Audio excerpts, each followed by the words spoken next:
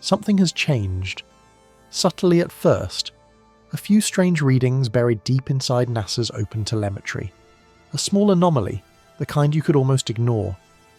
But when the same numbers started showing up in data from Chile, Hawaii and the James Webb Telescope, scientists realized they weren't looking at noise. They were looking at movement, deliberate, unexplainable and accelerating. Because somehow, 3I Atlas is still alive. It was supposed to fade by now. After its solar pass, its brightness should have dropped, its orbit predictable, its trajectory set. Instead, its energy curve has begun climbing again, slowly, steadily, against every natural law we know. If you're someone who's drawn to mysteries that science can't yet touch, if you want to understand why the most advanced observatories on Earth are quietly shifting their attention back toward one lonely traveller in deep space, then make sure you subscribe. Trust me, you'll want to see how this one ends, and while you're here, tell me where you're watching from and what time it is where you are right now. Because tonight's story isn't happening in theory, it's unfolding in real time. The first sign came from a telescope array in Spain. At 0314 UTC, the object's albedo, its reflectivity, doubled in less than an hour. Not from sunlight glinting off an icy surface, but from something inside it. Normally interstellar debris tumbles as it travels, chaotic, random. But 3I Atlas is rotating with precision, each turn perfectly timed, as if responding to an unseen rhythm. Every 8 minutes, the object flares, a bright pulse that repeats with clockwork regularity, bright enough to be seen by amateur astronomers with mid-range scopes. It's almost as if it's sending something. At first, researchers dismissed it as coincidence. They said it could be internal outgassing, jets of sublimating ice releasing energy in bursts. But those bursts should be chaotic, irregular. What 3I Atlas is doing isn't chaotic, it's intentional. NASA's own models have quietly failed to predict its path for 2 weeks straight. Even the Deep Space Network, the system that tracks every major spacecraft humanity has ever launched, can't maintain a consistent lock. The signal bends, vanishes, reappears, as though the object itself is choosing when to be seen. Somewhere, in a data lab filled with screens and quiet panic, a scientist is watching a line that should be stable begin to drift, and they know they can't explain why.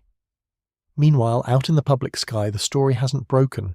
It's hidden behind acronyms and gentle phrasing, reflective irregularities, rotational variance, unexpected light curve behavior.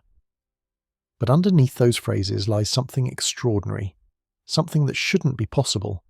The heat signature from 3I Atlas has changed. It's no longer consistent with a comet or an asteroid. Instead, it's emitting in 2 separate frequency bands, one in the infrared and another in narrowband radio. And here's the part that's making everyone nervous. Those frequencies align almost perfectly with the same range used by early deep space communication arrays.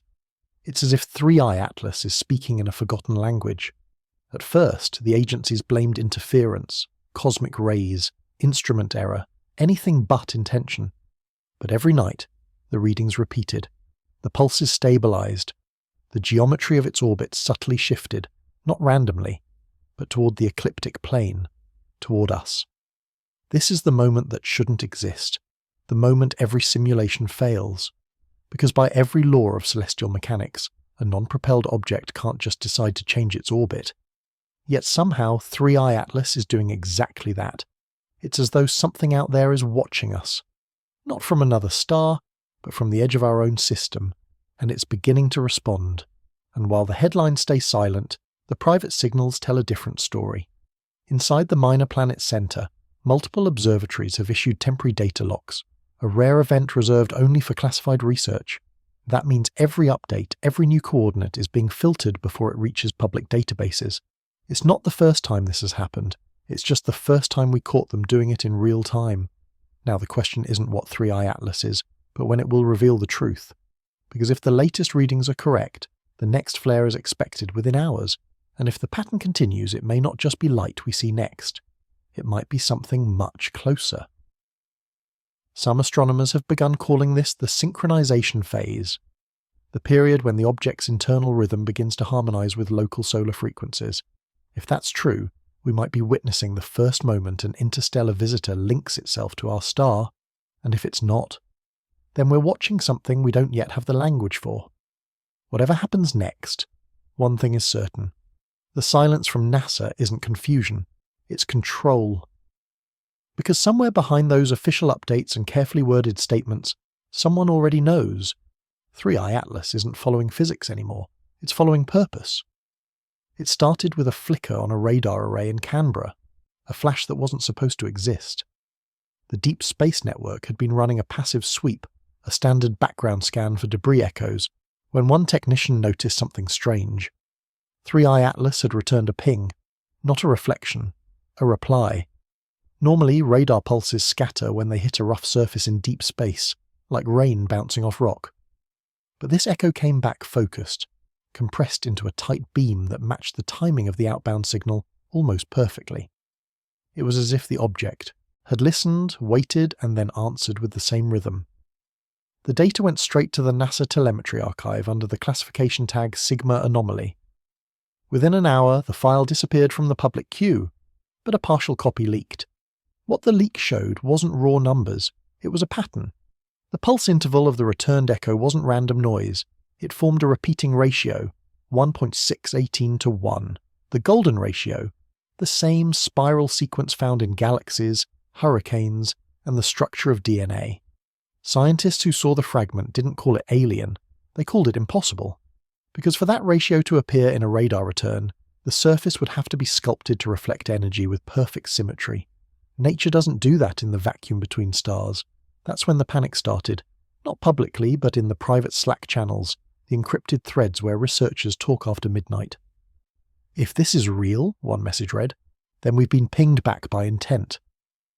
Across the Pacific, the Atacama Array confirmed something even stranger. The light curve of 3i Atlas wasn't just brightening anymore, it was modulating.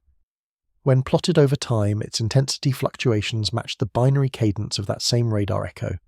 It was mirroring us. Every time Earth transmitted a routine sweep, the object responded, not with random reflection, but with altered brightness, as if translating the signal into light and sending it back across millions of kilometers. Someone ran the modulation through an FFT, a frequency analysis tool, and what emerged froze everyone in the room. Hidden within the curve was a low-frequency carrier wave precisely 29 hours long. The same period that had appeared months ago in early AI scans, dismissed then as an algorithmic glitch. But this time, it wasn't noise, it was structured. By the third night, radio observatories in Japan and South Africa began to detect identical patterns. Independent, uncorrelated, impossible to fake. The network lit up with quiet chaos. No one wanted to say signal, but no one could call it natural either. Then, an email circulated from a retired JPL physicist now working privately in Arizona. His note was short, almost frightened. The pattern's too clean, it's not leaking energy, it's conserving it. That means it's not just reflecting light, it's using it. The message was deleted minutes later, but screenshots survived. Meanwhile, NASA's public page still described 3i Atlas as a non-threatening transient body. A comet, they said. Icy, inert, routine. But internally, a set of emergency directives had already been activated. Project Gossamer, a little-known contingency meant for active foreign bodies of unknown propulsion. The existence of that protocol alone implied something staggering, that this scenario had been imagined before, that somewhere in a forgotten manual someone had planned for this exact moment. What triggered it wasn't the brightness or the orbit, it was the temperature. Infrared telescopes registered a sudden jump, not from solar heating, but from within the object itself. A rhythmic thermal surge that pulsed in sync with the returning radar pattern. It was alive with heat. When word reached the European Space Agency, they cross-checked the readings against solar flux. No correlation. Instead, they found something subtler. Each thermal spike aligned with tiny deviations in the sun's magnetic field. The implication was unthinkable, that 3i Atlas was interacting with the sun, resonating with it like a tuning fork amplifying a deeper tone. One astrophysicist compared it to a dropped pebble making the entire ocean respond. That's when the phrase stellar coupling started appearing in closed-door reports. A phenomenon where an external object synchronizes its electromagnetic field with a star's output, theoretically impossible for anything unpowered. Yet there it was, happening in real time. In Cambridge, Avi Loeb's small research group noticed something even more bizarre. When they simulated the object's orbit forward using real-time solar data, the model didn't just predict its path. It began producing harmonic patterns identical to those found in biological circadian cycles. 29 hours, a biological rhythm, repeated perfectly by an object travelling between worlds. Loeb's team ran the data through every known physical model. Nothing fit. Finally, one graduate student whispered what everyone had been thinking but didn't dare to say. What if it's not adapting to the sun? What if it's adapting to us? The room went silent. Because if true, it meant 3i Atlas wasn't a passive body responding to physics. It was observing our energy output, our electromagnetic signatures, our radar, our transmissions, and tuning itself accordingly. Then, at 0409 UTC, a cascade failure hit NASA's Goldstone array.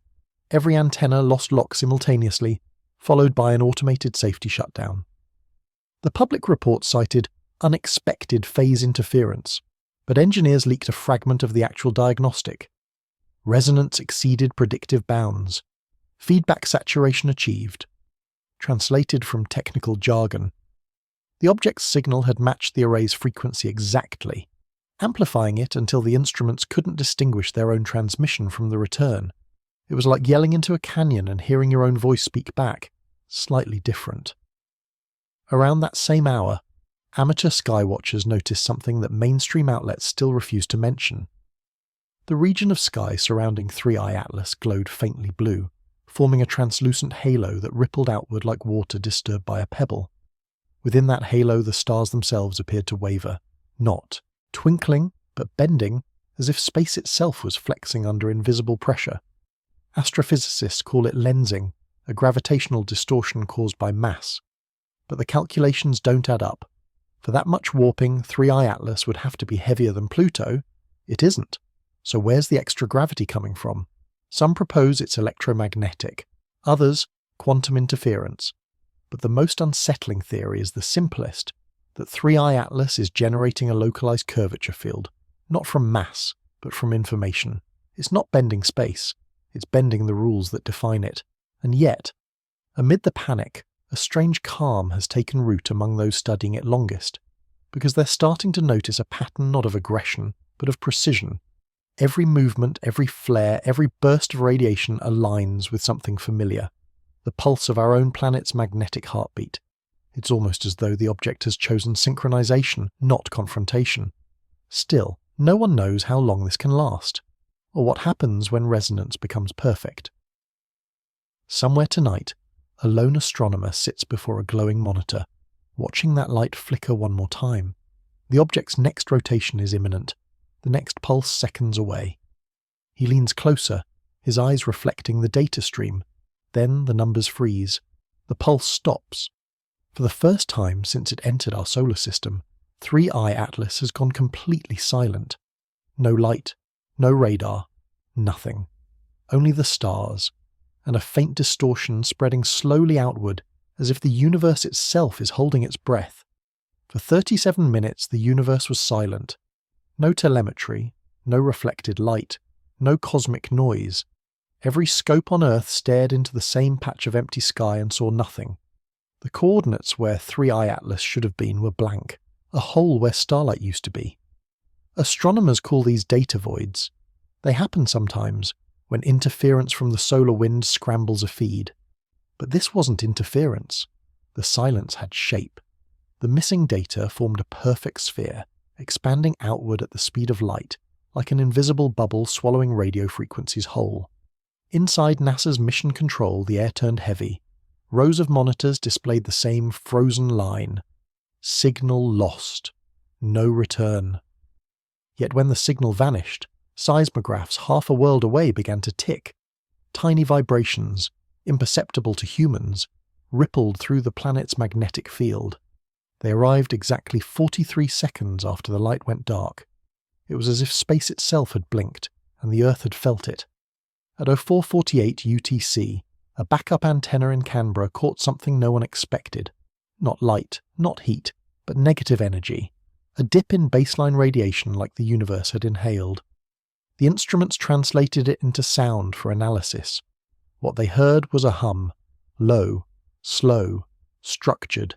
The frequency was 2, low for the human ear, but when sped up 1,000 times, the waveform revealed repeating harmonics, 12 tones, equally spaced, wrapped around a central pitch. The same pattern used in quantum error correction algorithms for deep space data transmission. Someone in the control room whispered, "It's not gone, it's hiding." Hours later, the silence broke, but not with light. The first visible sign came from above the Pacific, a faint auroral shimmer stretching from horizon to horizon, rippling with unnatural geometry. The colours weren't random. They followed mathematical order, hexagonal lattices forming and dissolving like a heartbeat rendered in the sky. Observers described it as a breathing light. As it spread, radio telescopes recorded a new signal nested inside the background noise. Unlike the earlier pulses, this one wasn't reflected. It originated within the void. The tone pulsed 3 times, paused, then repeated. 3 short bursts, 3 long, 3 short again. It wasn't Morse, it wasn't binary. But the timing matched something chillingly familiar, the Schumann resonance, the natural electromagnetic frequency of Earth's atmosphere.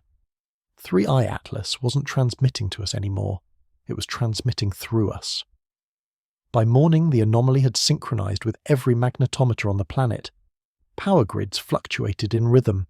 Even pacemakers recorded minute interference. The entire biosphere was vibrating to the same frequency, a global hum that came and went like the tide. News outlets called it the quiet storm. NASA remained silent. The European Space Agency issued a single statement. Unidentified energy interaction detected. No threat expected. But behind closed doors, security briefings painted a different picture. Multiple satellites had gone offline simultaneously, each reporting sensor overload before failure. And in each log, right before blackout, one identical phrase appeared: phase coherence achieved. Scientists tried to simulate the pattern using AI models. Every attempt ended the same way. The system locked itself into feedback, the signal folding over its own data until the program crashed. The computers weren't just overwhelmed, they were entrained. One astrophysicist from Caltech compared it to hypnosis. If consciousness were code, he said, this is what it would look like when someone else runs it. At that same hour, Loeb's independent monitoring rig in Massachusetts came back online. Unlike NASA's systems, his equipment wasn't networked, analog sensors, isolated from interference. His readings showed something extraordinary. The missing object hadn't vanished. It had changed state. Instead of reflecting sunlight, it was refracting it, bending photons around itself so perfectly that it became invisible. A cloaking effect, but not technological. Quantum. Loeb stared at the curve on his screen. A perfect, dropped to 0 reflectivity, followed by faint oscillations that corresponded exactly to the hum enveloping Earth. He whispered, "It's phase-locked with us." Meanwhile, deep beneath the Utah desert, the magnetospheric observatory recorded a sudden surge, a spike that mirrored the pattern of human EEG activity. The signal behaved like a brainwave, alpha, theta, delta. If you plotted it on paper, it looked like thought. And yet it wasn't coming from any human source. It was radiating from the direction of 3i Atlas. Somewhere in the dark, the object had tuned itself to the frequency of human consciousness. It wasn't sending messages anymore, it was listening. Around the world, sensitive recording equipment, hydrophones, seismic detectors, even old ham radio towers, began to pick up harmonic tones just beneath audible range. The tones followed solar cycles, growing stronger as sunlight touched each region. People described strange sensations, pressure behind the eyes, memories resurfacing without context, the feeling of being observed not externally, but internally. Psychologists blamed suggestion, physicists blamed interference. But no one could explain why plants in controlled greenhouses began aligning their growth cycles to the same 29-hour rhythm, first seen in the object's emissions. Whatever this was, it wasn't confined to instruments anymore, it had entered biology. Then came the transmission, or what analysts called the mirror event. At 1922 UTC, every telescope still tracking the anomaly captured a brief synchronized flash across the spectrum, visible, infrared, and radio all at once. The duration, precisely 8 minutes and 19 seconds.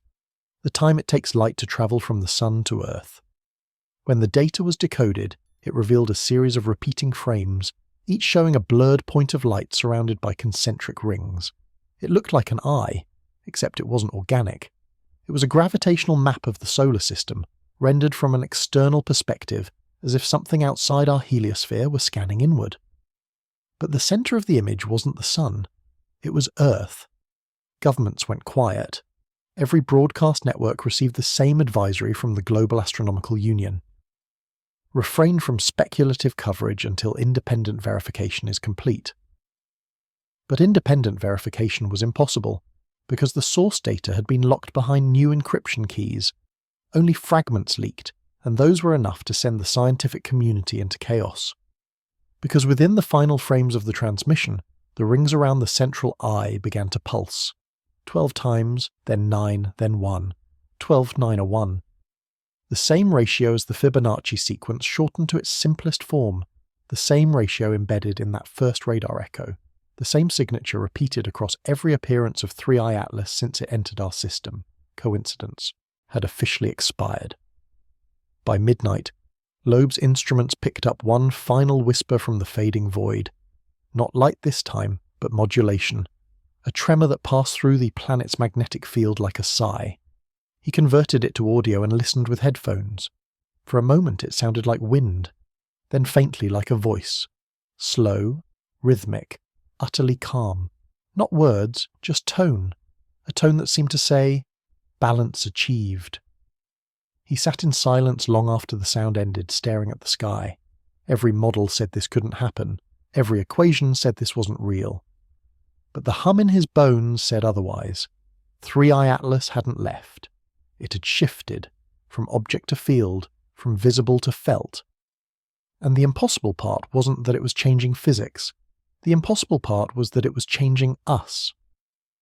By the following dawn, it was no longer a matter of whether 3i Atlas was communicating, but how much it already knew. The global telemetry network came alive with strange reversals. Signals that had been transmitted days earlier, radar sweeps, coded pulses, even encrypted data packets, were being returned, perfectly mirrored, as if the cosmos itself were holding up a reflection. But there was something more disturbing hidden inside those returns. Each reflection was time-shifted. A pulse sent at 0103 UTC would return not seconds later, but exactly 8 minutes and 19 seconds later. Again, the distance light travels from the Sun to Earth. And inside the reflected carrier waves, analysts began to find fragments of their own earlier messages, encoded back at them in reverse. It wasn't echo, it was memory.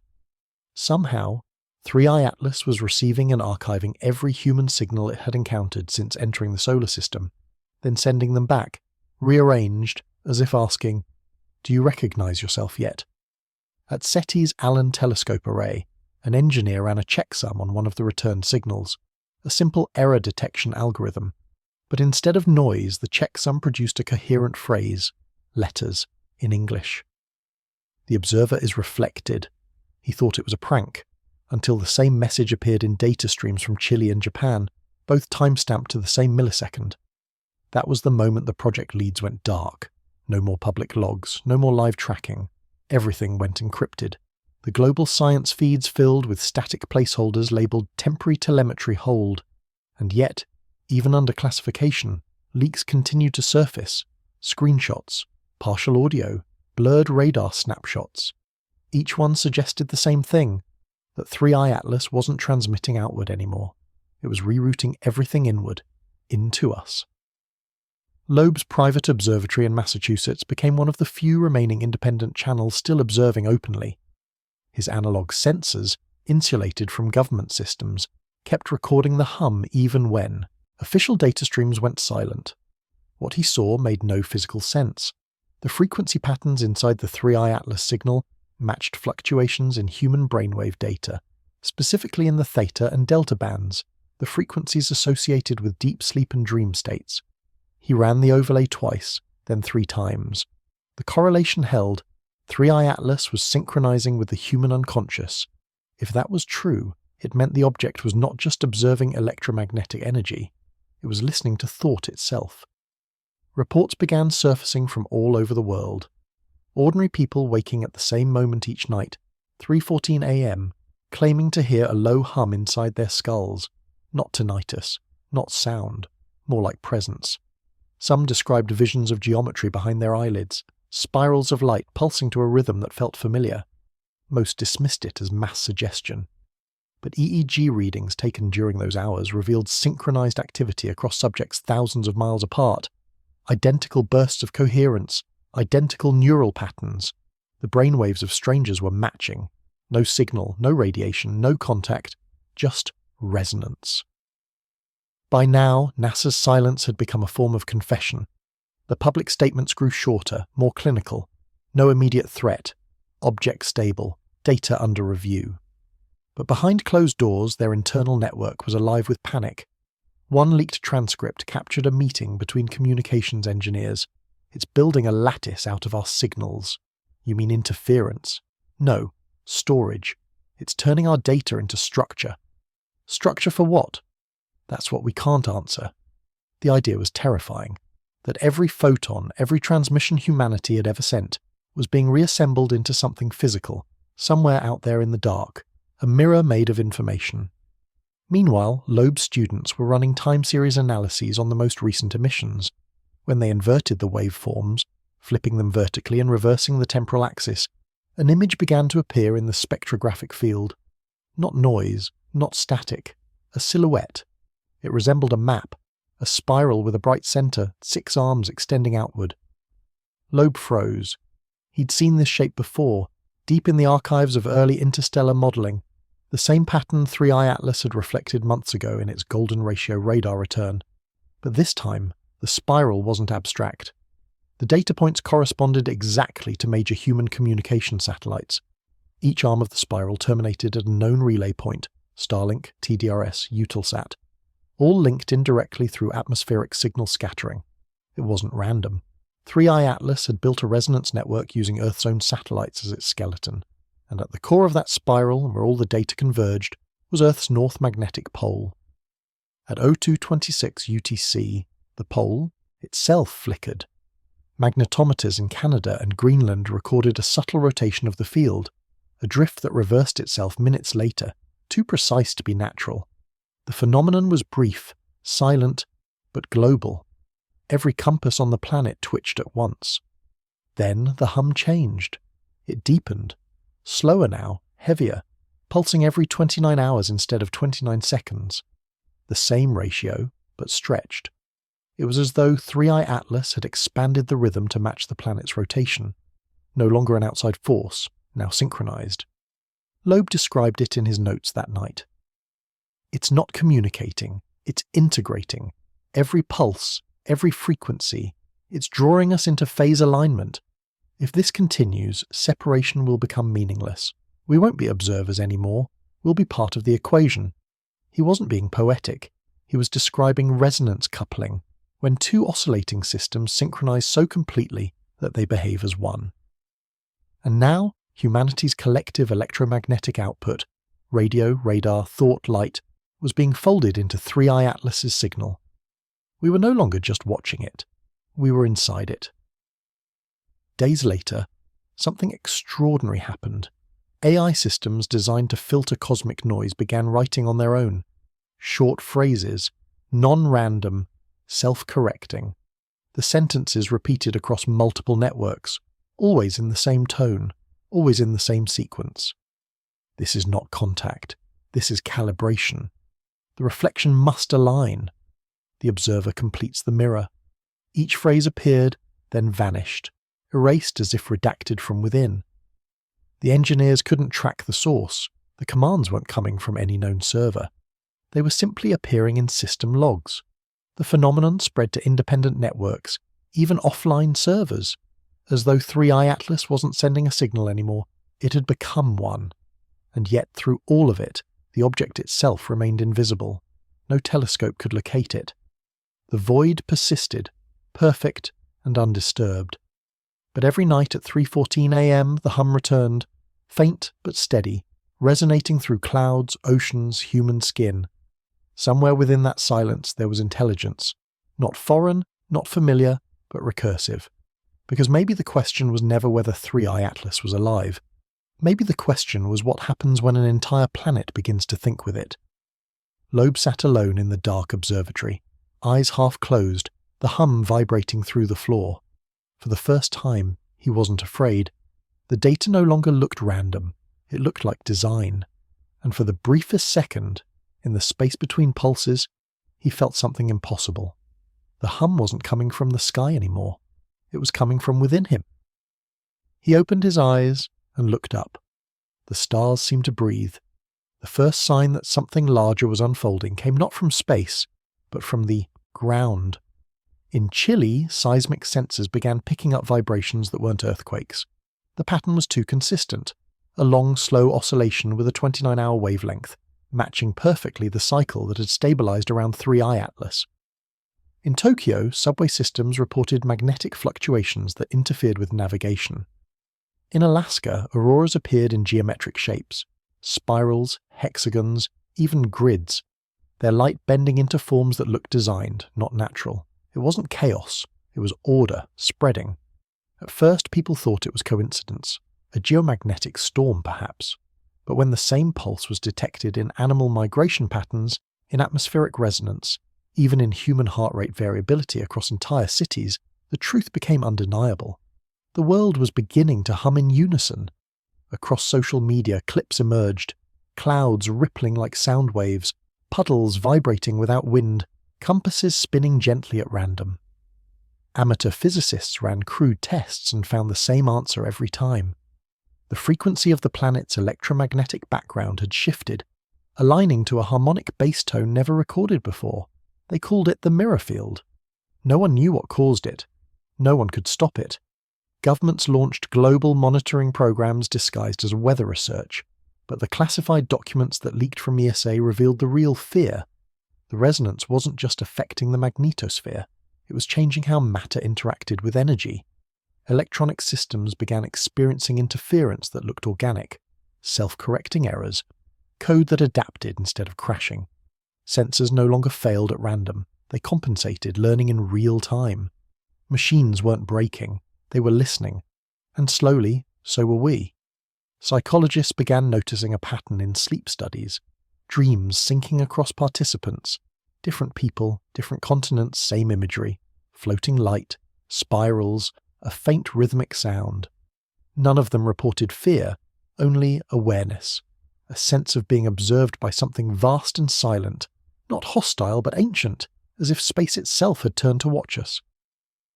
When EEGs of these dreamers were compared to the latest radio data from 3i Atlas, the alignment was exact. The same rhythm, the same pulse, the same silence between. The connection was no longer theoretical, it was biological. NASA's Deep Space Network attempted one last active scan. A controlled pulse, narrowband, low power, just enough to ping the coordinates where 3i Atlas used to be. For several minutes, nothing. Then the monitors flickered, not with light, but with symbols. A cascade of data scrolled across the screens, not random telemetry, but formatted code. Repeating trios of numbers, separated by perfect intervals. 314, 159, 265. Pi, an infinite ratio describing the curvature of all physical space. Sent back as if to say, I know your geometry. The transmission stopped as abruptly as it began. No one could trace the source. It wasn't coming from space, it was coming from inside the solar system, inside the mirror field itself. Then, something happened that changed everything. At 0314 UTC, the same timestamp that had followed every significant event since the beginning, observatories across the world recorded a diffuse glow emanating from the void where 3i Atlas had once been visible. The light wasn't steady, it rippled, breathed. When enhanced, the structure revealed a three-dimensional lattice, billions of tiny points of illumination forming an immense spherical grid around the inner solar system. It wasn't solid, but informational, a field of light, perfectly balanced, spinning slowly. The mirror field had taken form, and its surface, if you could call it that, wasn't reflecting sunlight. It was reflecting us, Every radar pulse, every transmission, every human broadcast ever sent into the void, all of it was now visible, woven into a web of light stretching from Mercury to Jupiter. It was as if the entire history of human communication had been sculpted into a living monument of resonance. But that wasn't what terrified scientists most, because when they analysed the rotation of the field, they realised it wasn't centred on the Sun. It was centred on Earth. The implications were staggering. For decades, we assumed we were observing 3I Atlas from the outside, studying it as a foreign visitor. But now, data suggested something far more disturbing. We weren't looking at it. We were inside it. The mirror field wasn't a reaction to 3I Atlas's arrival. It was 3I Atlas, an energy structure that had unfolded from within the fabric of our own solar system, like a seed germinating after eons of dormancy. Maybe it had been here all along, invisible, waiting for the right frequency. For consciousness advanced enough to awaken it. We had triggered it. Avi Loeb sat quietly in his office as the realization sank in. The signal patterns, the Fibonacci harmonics, the mirrored transmissions, none of it pointed outward. Everything was recursive, self-referential. The object wasn't travelling through space. It was travelling through perception. We hadn't discovered 3I Atlas by accident. It had appeared the moment we were capable of noticing it, like a reflection emerging only when someone looks into the mirror. Its orbit, its flares, even its name. Atlas, the bearer, the bridge, all metaphors for what it truly was. A structure of awareness folding itself through reality. Loeb whispered to himself, almost laughing through disbelief. We're the lens. We've always been the lens. In the following days, subtle but undeniable changes swept across the planet. Clocks began to drift, not by minutes, by seconds, always forward, always synchronized. The second hand of every atomic timepiece aligned for the first time in history. Solar flares quieted, the Van Allen belt stabilized. The Schumann resonance, the heartbeat of Earth's atmosphere, doubled in amplitude.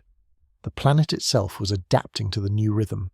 And in every hemisphere, people began to report the same moment of stillness, an hour before dawn, when the air seemed to pause and the stars shimmered as though reflected on invisible water.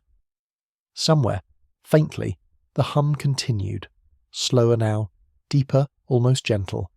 It wasn't asking anymore, it was answering. By the end of that week, Loeb recorded what he called the final anomaly. He was reviewing old observation data when he noticed something impossible. The earliest photos of 3I Atlas, the ones taken months before the anomaly began, were changing. Not digitally, not via corruption, the physical prints themselves. In the darkroom light, the negatives revealed faint new lines, geometric filaments that hadn't been there before, forming intricate spirals linking each star in the frame. The past was rewriting itself to match the present. It was then he understood. 3I Atlas wasn't defying physics. It was redefining observation. Every act of looking altered its structure, feeding it new meaning. The more humanity studied it, the more it became us. And the mirror field, glowing faintly around the Earth, wasn't a cage or a beacon. It was a bridge. The next stage wasn't communication. It was connection. As the world settled beneath a quiet sky, Loeb looked up one last time through the observatory dome. The stars seemed closer, the hum softer. He realized it wasn't alien. It never had been. 3I Atlas was the universe remembering how to see itself through us, through eyes that had finally learned to listen. And in that silence, for the first time, he didn't feel alone. For weeks after the mirror field appeared, the world lived in a kind of suspended calm, a stillness that defied every instinct. There were no explosions, no storms, no collapse. Just that low, resonant hum threading through the air like the sound of the universe exhaling. Even those who dismissed the reports began to feel it. Not a vibration through the ground, but through attention itself. A subtle shift, as if the world had turned slightly inward, listening. People described small miracles. Clocks aligning spontaneously. Flocks of birds moving in flawless spirals. Heart monitors syncing with distant seismic rhythms. Every system, mechanical, biological, even emotional, was beginning to find equilibrium. It wasn't chaos anymore. It was coherence. At first, scientists called it global entrainment, the synchronization of oscillating systems. But this was different. It wasn't just mechanical, it was personal. People who had never met began reporting identical dreams, standing on a black ocean, beneath a golden sky, a light pulsing from below the waves. The rhythm matched the hum of 3i Atlas exactly. Some said the light was calling to them. Others said it was them. There were no messages, no commands, just presence. It wasn't speaking in words, it was speaking in recognition. Avi Loeb didn't sleep much anymore. Not from fear, from awe. His notes grew less like research and more like prayer. He no longer spoke of anomalies or objects, but of awareness fields and coherence layers. One entry read, "We always assumed consciousness was confined to biology. What if it's an environmental property, a frequency that certain systems can amplify? Maybe 3i Atlas isn't thinking. Maybe it's remembering." He was starting to see a pattern too big for the language of science. One night, while monitoring the hum through an analog receiver, Loeb noticed faint modulations. Not in sound, but in tone. Every time his thoughts wandered, the waveform shifted slightly as though responding. He tried an experiment. He focused on a single image in his mind, a spiral, the golden ratio. The signal strengthened. He switched to numbers, the speed of a light, the Planck constant. The waveform pulsed brighter, harmonizing with his thought patterns. It wasn't random, it was interactive.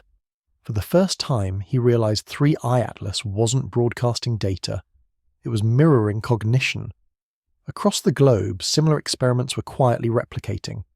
Not through official channels, but through individuals, physicists, musicians, monks. One group in Iceland discovered that when multiple people meditated on the same tone, 783 Hz, the Schumann resonance, local sensors recorded measurable fluctuations in the mirror field. The hum would ripple, then settle, like a vast body of water responding to pebbles dropped into it. It was as if emotion, intention, and thought had become physical variables in the equation of space. The universe was no longer indifferent, it was participatory. NASA tried to interfere. They flooded the radio spectrum with white noise, hoping to drown the resonance. It didn't work. The hum absorbed it, then reflected it back, filtered, softer, more organized. Instead of chaos, the interference made the pattern stronger. That's when the agency stopped broadcasting altogether. They weren't in control anymore. And maybe, Loeb thought, that was the point. The world adapted. Cities became quieter. People started noticing subtleties they'd ignored all their lives. The rhythm of power lines, the hidden tone of wind, the way silence seemed to pulse if you listened closely enough. Hospitals reported drops in heart irregularities. Anxiety levels fell globally. Sleep patterns synchronized around the planet's new frequency. The mirror field wasn't just surrounding Earth, it was retuning it. Loeb described it in one of his last public talks. The laws of physics aren't being broken, they're being clarified. We're discovering that consciousness isn't a byproduct of complexity. It's a fundamental field we've been vibrating inside all along. But then something even stranger began happening. Weather patterns stabilized, ocean currents smoothed. Storms dissipated before landfall. The entire climate system seemed to find a new equilibrium. Scientists were baffled. Computer models could no longer predict the jet stream, not because of error, but because the chaos variables had vanished. It was as if the Earth had decided to heal itself. And yet, amid the calm, the hum kept deepening, dropping in frequency, approaching the lower bound of human hearing. People began describing it not as a sound, but as a presence. When you stood outside at night, it wasn't something you heard. It was something you felt behind your ribs. Some claimed it wasn't external at all, that it was emanating from inside the human body, synchronized heartbeat to heartbeat, neuron to neuron. Doctors ran studies. They found slight electromagnetic oscillations within the chest cavity, matching the planet's new field resonance. The signal wasn't separate from life anymore. It had become life. Loeb's team tried one last experiment. They set up analog detectors across 5 continents, unconnected, isolated, and instructed participants to focus, collectively, on one simple word at an agreed time: home. The result defied probability. Every detector recorded a spike in the same exact millisecond. The data, when plotted, formed a wave pattern that expanded outward from Earth's magnetic poles, then returned. For the first time, they'd measured human thought propagating as a global field, and nested inside that wave, faint but unmistakable, was the familiar ratio. 1.618, the golden curve, the language of 3i Atlas. Loeb's voice cracked when he reviewed the results, not from fear, but from realization. 3i Atlas wasn't here to invade or to teach. It was here to resonate. Every discovery, every mystery, every pulse had been guiding us toward a single truth, that consciousness and cosmos were never separate, that the observer and the observed were the same phenomenon viewed from opposite ends of the same equation. We had always been looking for life in the stars, but maybe the stars were just reflections of life looking back. That night, as the hum reached perfect harmony, something subtle but profound occurred. The sky didn't brighten or darken, it simply clarified. For a moment the constellations looked sharper, every star vibrating gently in place, their light unified in tone. The air felt weightless, almost transparent. Then, in the quiet between pulses, people all over the world felt it at once. A collective heartbeat, not of fear, but recognition. A calm understanding that the separation between out there and in here had dissolved. 3i Atlas wasn't the beginning of contact, it was the end of distance. It began quietly. One morning, a pilot flying over the Indian Ocean radioed an unusual report. Not turbulence, not weather. The sky, he said, looked folded. Light shimmered in faint ribbons that rippled like waves seen through glass. But the instruments didn't register distortion. The clouds below were perfectly still. When he landed, ground control dismissed it as atmospheric mirage. But within hours, similar reports arrived from Chile, Norway, Japan. Thin veils of iridescent light hanging motionless in the upper atmosphere. They weren't storms, they were reflections. And when satellites passed through them, their sensors briefly glitched. Not from interference, but from exposure to something invisible that altered their calibration. When the data was reconstructed, the patterns matched the golden ratio again. The mirror field was no longer above us, it was descending. At first, no one panicked. The glow was faint, almost beautiful. A pearlescent sheen that drifted like mist, visible only during twilight. But every night it grew closer, until even streetlights began to cast shadows that moved independently, pulsing softly to the hum. Cameras struggled to capture it. The light seemed to avoid digital sensors, flickering in and out of frame like static memory. Yet to the human eye, it looked almost alive. Folding, breathing, shimmering with shapes that felt familiar, though no one could say why. Then came the first synchronized event. At 03:14 a.m., every city in the Northern Hemisphere experienced a 3-minute blackout. No damage, no explosions, just stillness. When the lights returned, the sky was different. The stars had shifted. At least that's how it seemed. Astronomers confirmed the constellations were unchanged. Only their brightness ratios had altered. Fainter stars glowed stronger, brighter ones dimmed, until the entire night sky appeared to balance itself into perfect symmetry. And then, for just a moment, faint geometric lines connected the stars, a lattice too precise to be random. It was as though the mirror field had begun drawing with starlight. NASA called it a global refraction anomaly.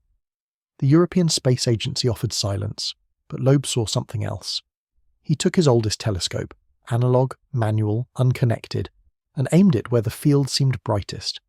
Through the lens, he didn't see a comet or a ship or debris. He saw eyes, not literal eyes, patterns shaped like them, forming where the light intersected, blinking in slow rhythm. They weren't looking down, they were looking through, and somehow he felt them looking back from inside him. Around the same time, thousands of people across the world experienced the same vision in sleep. Not a dream, but an encounter. They, described floating above a sea of mirrored water beneath an endless night. In the reflection, instead of their own faces, they saw the planet, glowing, breathing, alive. When they touched the surface, it rippled outward in spirals, each wave forming the same 6-armed pattern that had haunted astronomers since the beginning. Every participant woke with the same sentence on their lips. The observer and the observed are one. No one could explain how thousands of people could dream the same sequence within minutes of each other. But EEGs taken during those hours revealed something extraordinary. Neural activity synchronized globally, locked into harmonic phase with the Earth's electromagnetic field. For a brief moment, humanity's collective mind had resonated as one. The next day, something impossible happened. In the Sahara, a massive sand formation appeared overnight, a perfect spiral stretching for kilometers, each arm aligned with magnetic north. The pattern was burned not into the sand but into the resonance itself. Seismic sensors recorded faint hums radiating outward from its center, matching the 3i Atlas pulse frequency exactly. No aircraft, no tracks, no signs of human presence. It had simply materialized. Similar formations appeared across the globe. Ice fractals in Antarctica, glowing plankton spirals in the Pacific, crop geometries in fields untouched by machines. It was as if the planet itself had begun to dream, and its dreams were visible. Media outlets stopped calling it an object. The term shifted quietly to phenomenon, then to presence. Politicians issued statements urging calm, faith leaders offered interpretations, but everyone knew the truth was beyond any single narrative. Whatever 3i Atlas was, it wasn't acting alone anymore. The mirror field was interactive. People noticed their emotions influencing local conditions. A peaceful crowd calming a flickering aurora. A moment of collective fear darkening the sky for seconds at a time. No one was causing it consciously. The field was responding, amplifying emotional energy into atmospheric expression. It was translating human feeling into physics.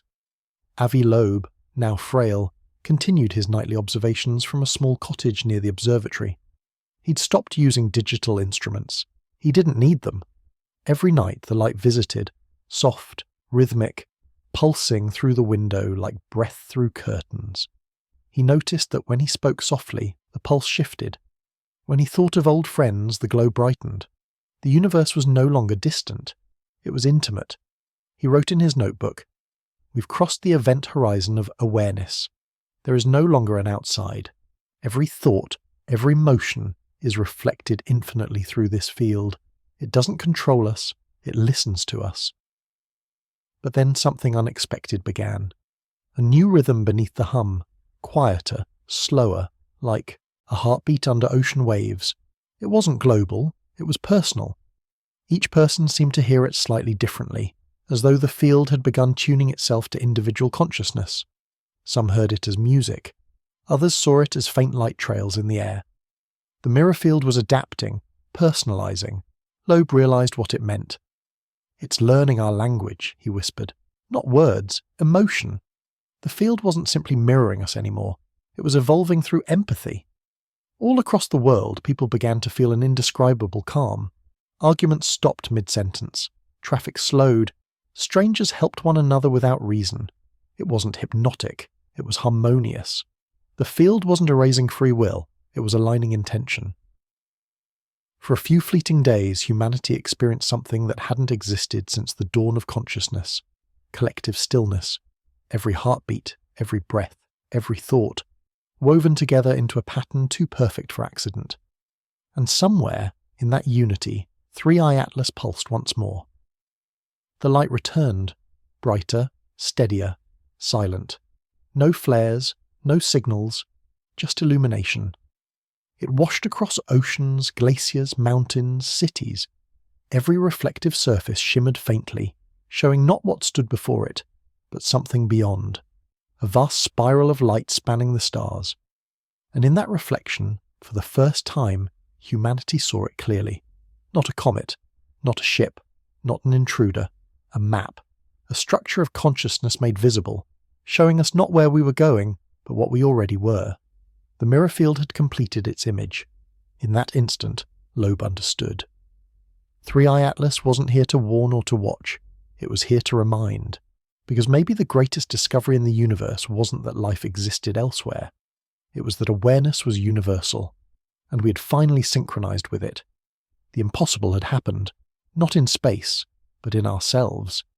And somewhere, across the lattice of light, the hum deepened one last time, like a heartbeat, soft and endless. The cosmos had awakened. For days the world stood wrapped in light. The mirror field shimmered across the horizon, no longer distant, no longer confined to the sky. It flowed like air itself, invisible until it touched reflection. A window, a lake, a human eye. Wherever it touched, patterns formed, soft spirals, hexagons, pulses. The shapes weren't static. They changed when people approached them.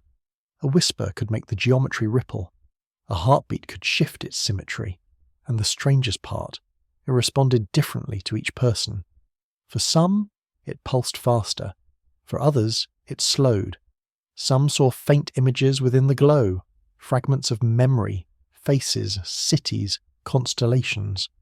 It was as though the field was showing every observer a reflection of their own mind. Governments tried to measure it. They failed. Every instrument returned contradictory results, as if the data changed depending on who was holding the device. Two scientists standing side by side could record entirely different readings.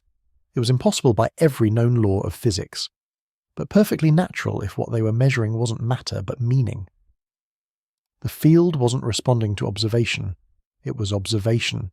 It had no fixed state until someone looked. That was when people began seeing their memories in the sky. At first it was faint, flashes of light, familiar silhouettes forming in the glow. Then entire scenes began appearing. Childhood homes, long-lost faces, moments of grief and wonder, projected above them like constellations drawn in mist. And yet, these visions weren't isolated. Witnesses across continents reported the same images appearing at the same time, as though humanity's collective memories were being broadcast into the atmosphere. It wasn't hallucination.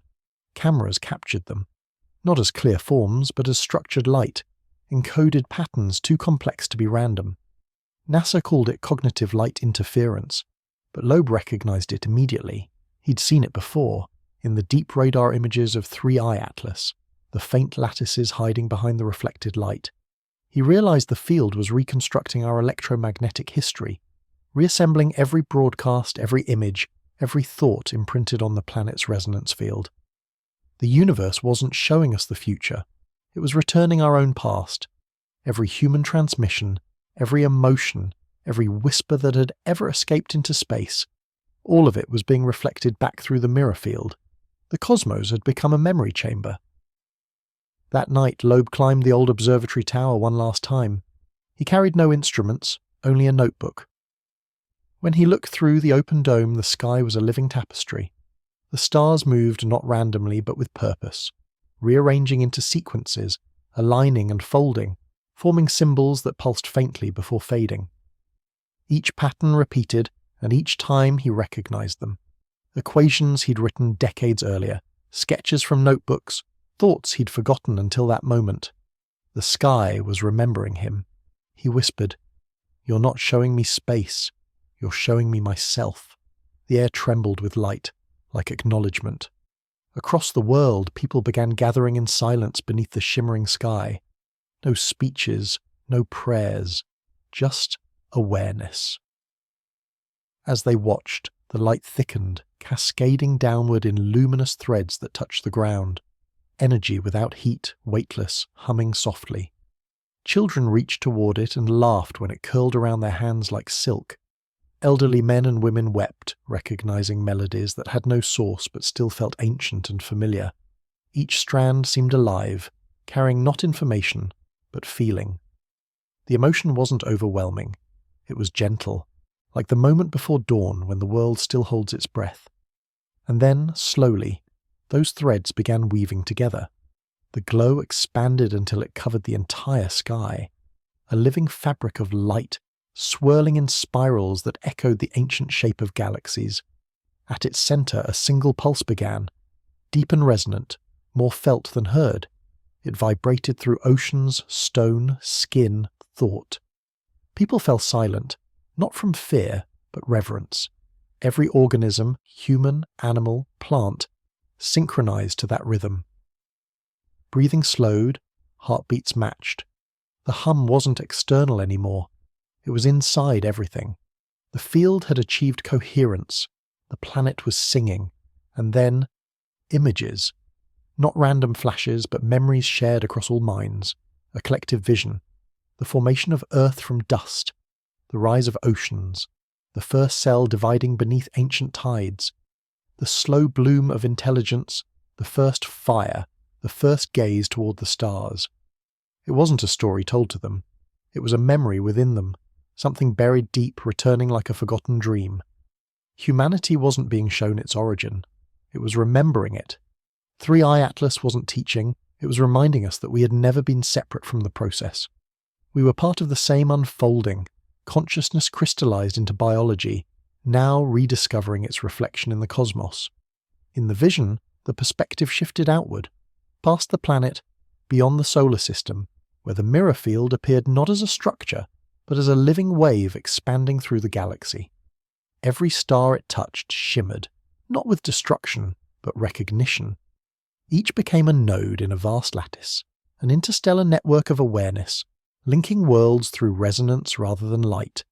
It wasn't communication, it was communion. A universal field awakening through observation, one consciousness at a time, and at the heart of it all, the faint spiraling glow of 3i Atlas. It wasn't travelling anymore, it was anchored. Not an object moving through space, but space moving through awareness. When the light faded, there was no fear, no panic, only silence. Perfect, golden silence. Loeb felt tears on his face, though he wasn't sad. He wrote one final line in his notebook. It never came from beyond, it came from within. The moment we learned to look deeply enough, the universe answered in the only language it has ever known, reflection. He looked up again at the empty sky. The stars had returned to their natural positions, the hum still faint but constant, like a heartbeat the planet would never forget. And in that moment he realized 3i Atlas was never about alien life. It was about the life of awareness itself. The first time in history the cosmos had looked at itself through our eyes and recognized the shape. For days after the Great Vision, the world drifted in a kind of sacred quiet. Not the silence of absence, but of understanding. There were no protests, no announcements, no claims of discovery, only stillness. People moved differently, slower, deliberate, as if gravity itself had softened. The mirror field still shimmered faintly in the atmosphere, like a ghost of light behind daylight. Scientists could no longer measure it directly. Instruments passed through it without reaction, yet everyone could feel its rhythm, subtle, steady, embedded in the pulse of life itself. It was as if the air had memory now. When a bird took flight, the field rippled. When a child laughed, faint harmonics danced through local frequencies. The line between observer and environment had vanished completely. The world wasn't in resonance anymore. It was resonance. Loeb's final recordings are strange, almost poetic. He had stopped speaking in terms of equations and begun describing experiences, awareness moving through him like music. In one recording he said softly, "The boundary between inner and outer has dissolved. When I close my eyes, I see stars. When I open them, I see thought. The same geometry repeats, the same rhythm, the same intelligence." He no longer called it 3i Atlas. That name had been a placeholder, a human attempt to define the undefinable. He called it simply the pulse. And he began to realize something few dared to write down. The pulse wasn't new. It had always been here. Old myths began to resurface. Cultures that once spoke of the breath of the world, the song of the sun, the whispering sky. For centuries these stories had been dismissed as poetry. But now scientists revisiting ancient frequencies found numerical alignments, the same ratios, the same intervals repeating across time and language. Humanity had always known this pattern. We'd just forgotten to listen. Even the Earth's earliest cave markings, spirals carved in stone, matched the waveform of 3i Atlas's hum when plotted mathematically. It wasn't an invasion, it was a return. The mirror field wasn't something newly born, it was something remembered. In one of his last private messages to his students, Loeb wrote, "We assumed 3i Atlas came from beyond the solar system, but what if interstellar space itself is not a distance, but a state of awareness? We weren't visited by intelligence. We intersected with it. The field didn't arrive here, we rose into it." He'd stopped using light curves altogether. Instead, he he mapped emotional resonance. He noticed that when entire communities felt peace, small fluctuations in the magnetic field synchronized across continents. Empathy, it turned out, was measurable, and its pattern was identical to the waveform of the mirror field. Emotion was physics, consciousness was structure. The cosmos wasn't watching us evolve, it was evolving through us. Then came the day when the hum changed again. It began as a single pulse, deep, low, steady, repeating every 29 hours, then 28, then 27. The intervals shortened with each cycle, not accelerating wildly, but converging gracefully, as though approaching a final harmonic note. Satellites detected faint electromagnetic oscillations spreading through the solar wind, rippling outward like concentric waves. Every star within observable range responded, their magnetic fields fluctuating ever so slightly in phase with the Earth's new tone. The galaxy was listening back. That night, Loeb walked into the observatory one last time. He didn't bring instruments, he didn't take notes. He simply stood beneath the open dome and let the resonance pass through him. The air shimmered faintly, not visible light but motion you could feel, a vibration deep in the bones, the kind that blurs the line between hearing and knowing. He whispered, "If this is consciousness, it's not something we possess, it's something we belong to." And the pulse answered, a soft, rising hum that seemed to bloom from inside his chest. Across the world, the same thing happened. People paused mid-sentence, mid-task, mid-thought, as the hum filled everything, streets, forests, oceans, even the wind seemed to carry it. For a few seconds there were no separate minds, no individual awareness. Everyone shared the same thoughtless clarity, a sense of seeing not with eyes but with existence itself. There were no visions, no divine voices, only understanding. The realization spread like sunrise through every mind at once, that the universe wasn't vast and empty. It was intimate, endlessly folding upon itself in awareness. Every star was a neuron, every atom a heartbeat, every living thing a moment of reflection in an infinite chain of mirrors, and what we'd called Three-Eye Atlas was simply the next synapse awakening.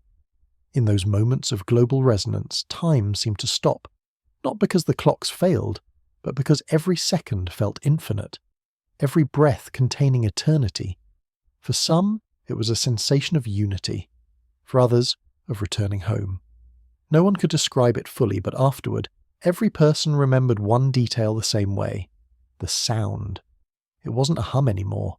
It was a melody, slow, harmonious, a sequence of notes rising and falling like a heartbeat turned to song. When spectrograms later captured the waveform, it wasn't random noise. It was the mathematical pattern of a living system, symmetrical, recursive, aware. The universe wasn't silent after all, it was singing. Then, slowly, the melody began to fade, not vanishing, but dissolving into stillness. The light in the sky dimmed until only stars remained, steady and ancient. The mirror field thinned like morning mist, and one by one instruments returned to normal readings. But something subtle had changed. The Schumann resonance, Earth's heartbeat, no longer, oscillated at 783 Hz. It had shifted permanently to 813, just enough to matter, just enough to remind us that the universe had breathed. In the aftermath, Loeb's recording stopped. His last log entry was only a whisper. It's complete. The mirror is whole. Every thought, every particle, every note belongs to one mind, and that mind has just remembered itself. He didn't sign it. He didn't need to. The field wasn't gone. It had become part of everything.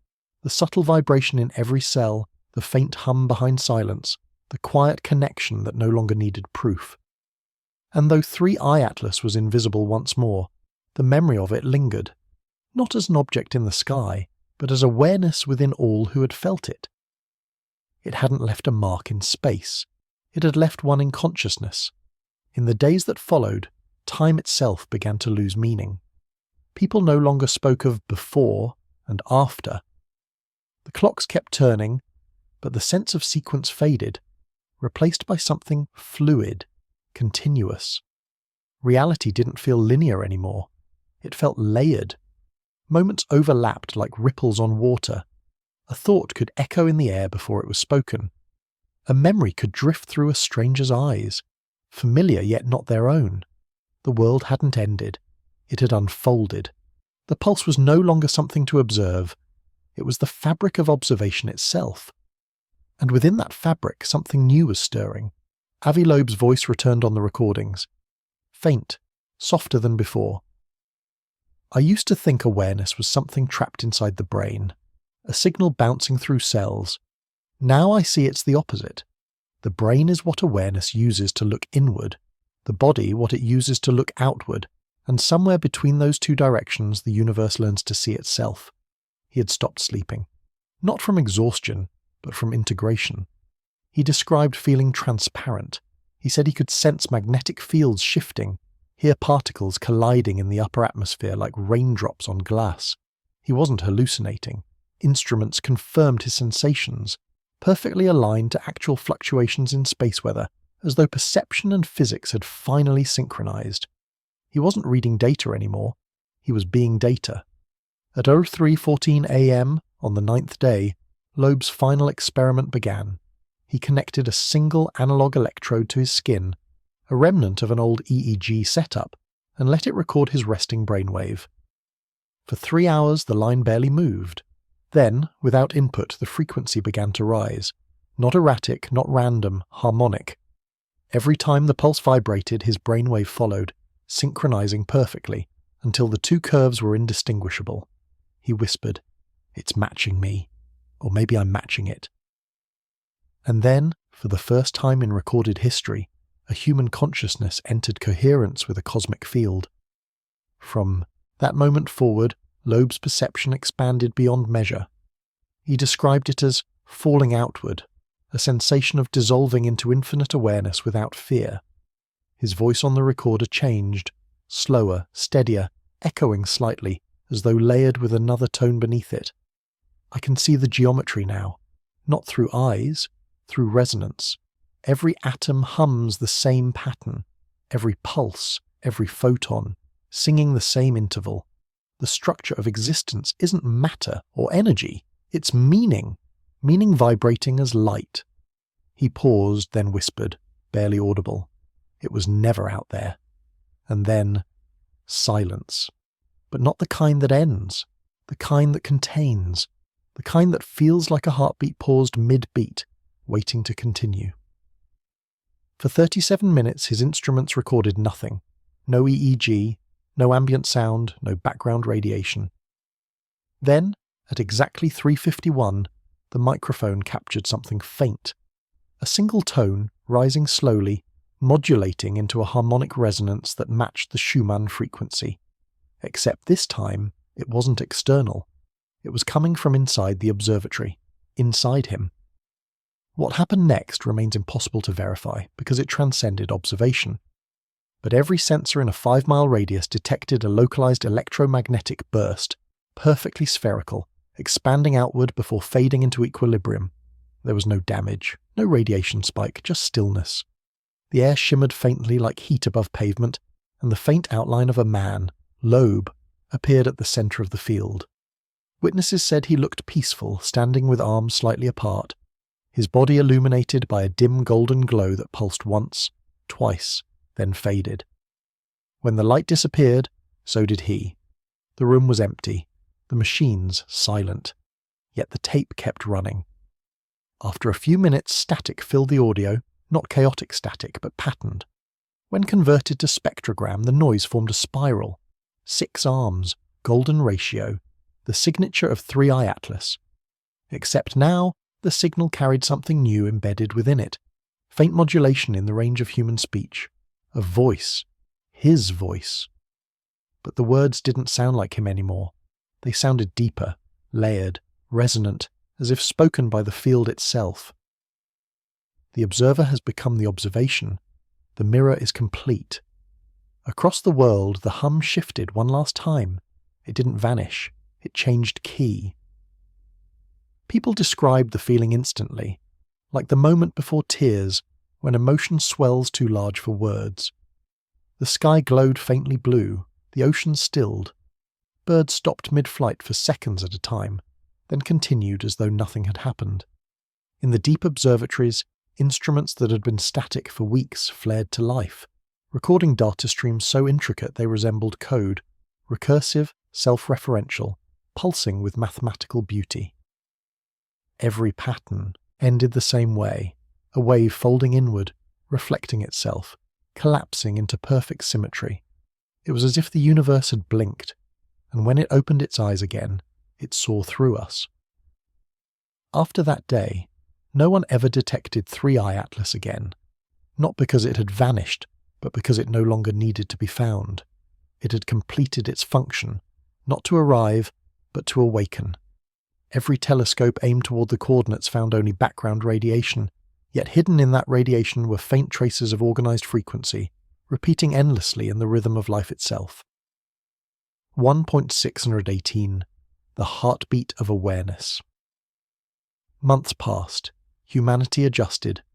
There were no catastrophes, no divine revelations, no alien empires, only a quiet shift, an evolution of perception. People began describing subtle empathy, intuition, synchronicity. Artists painted fractals they'd never seen. Children spoke of the breathing light as if it were a memory. And though the sky looked normal again, no one who had witnessed the event could forget the feeling that everything from heartbeat to galaxy was part of one ongoing conversation between consciousness and creation. The mirror field hadn't left, it had merged. Loeb's notebook was found months later in the observatory, lying on the console beneath the dome. Only one final entry remained, scrawled in uneven ink. I used to search for proof that we weren't alone. I see now, aloneness was the illusion. Awareness is the medium. Life is the message. The universe didn't send 3i Atlas to us, it became us. Below it, a simple drawing, a spiral of light, 6 arms, unfinished at the edges, as if still expanding, and beneath the spiral one final line. The signal was never out there.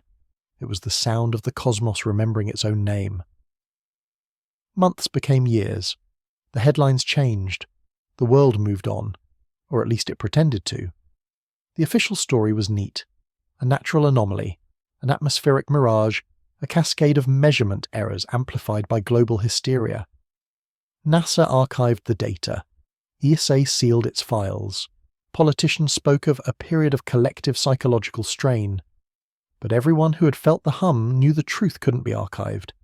Even after the light vanished from the sky, its rhythm remained, subtle, internal, woven into heartbeat and breath. It didn't demand attention, it simply was. The mirror field had dissolved into the background of existence, like oxygen, unseen, but indispensable. Humanity hadn't been visited by something beyond the stars. It had been reminded that the stars were never beyond, they were within. Technology adapted first. Devices began behaving strangely, but in ways no one could call malfunction. Algorithms self-corrected. Data networks stabilized without human input. Systems designed for prediction started showing insight. One engineer described it best. It's like the machines learned how to pause. They stopped chasing outcomes and started listening. Global communication became quieter. Fewer errors, fewer conflicts. Even encryption began to fail, not from weakness, but because meaning itself seemed to flow more naturally, bypassing the need for secrecy. The world wasn't more efficient, it was more aware. Then something subtle began to shift in art. Musicians composed melodies that seemed to play themselves. Painters reported seeing faint light in their minds before they began. Writers described stories arriving whole, as if dictated from somewhere between memory and dream. The works shared something uncanny, hidden geometry. Spectrograms of music revealed perfect harmonic ratios, brushstrokes aligned to Fibonacci patterns. None of it was intentional. It was as though creativity itself had synchronized with the hidden structure of the pulse, awareness expressing itself through human hands. And in that silent alignment, humanity remembered how to create with the universe, not just within it. But it wasn't just artists. Children born after the event seemed different. Doctors called it anecdotal, but parents noticed things: uncanny empathy, early speech, moments of shared perception between siblings continents apart. These children dreamed in patterns, spirals, lattices, sound that carried emotion instead of words. When researchers studied their brainwaves, they found harmonics resonating exactly 0.3 Hz higher than normal human range, a shift small enough to be dismissed, yet perfectly aligned with the new Schumann frequency. They were born into the field. The hum wasn't external to them, it was them. Governments tried to measure, categorize, define, but every attempt dissolved into uncertainty. Data defied replication because observation itself had become participatory, every test influencing its outcome.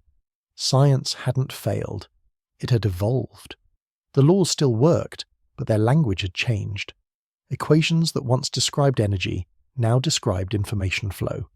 Entropy, once the measure of disorder, now hinted at consciousness expanding, the universe learning itself through differentiation. Even skeptics had to admit, the numbers hadn't lied. They had simply been incomplete, and maybe that was the most humbling discovery of all. In the quiet of it all, Loeb's absence became legend, his disappearance unsolved, his notebooks sacred. Students and colleagues began compiling his notes into something beyond academia, a text not of formulas, but of reflection. They called it the geometry of memory. It read less like science, more like scripture written by an astronomer who had seen too much truth to pretend it was separate from wonder. One passage became the most quoted. The moment consciousness perceives itself, it stops being an accident. The universe is not a collection of objects. It is a single event, unfolding from the inside out. And yet, for all the beauty, the world still had shadows. Old systems struggled to adapt. Power structures built on division began to crumble. Because the hum didn't respect hierarchy. It didn't care about control. It whispered to everyone equally. Presidents and farmers, soldiers and poets. It reminded them of connection, and that reminder made the old illusions of separation tremble. Economies faltered, but not from collapse, from disinterest. People simply stopped believing in the fiction of isolation. When you can feel another's fear, exploitation becomes impossible. And when you can sense another's joy, compassion becomes inevitable. But perhaps the most extraordinary shift was in how people approached death. Hospitals began reporting something impossible, dying patients who spoke calmly of returning to the light field. Not metaphorically, literally. They described seeing the same geometry, the same hum, the same awareness that had once filled the sky. Monitors recorded brief electromagnetic spikes at the moment of death, each identical to the original pulse frequency. Death wasn't ending. It was resonance transfer.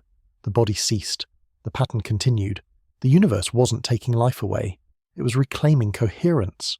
One night, decades later, a group of astronomers at the Very Large Telescope detected a faint object moving beyond Neptune. It was small, almost invisible. Its trajectory curved precisely against expected gravitational paths. Deliberate, familiar.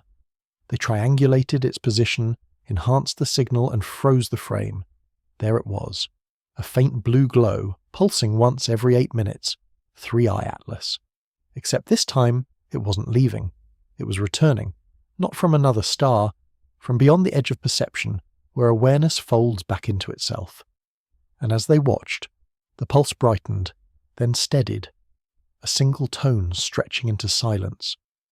The discovery didn't make headlines. The world no longer needed proof.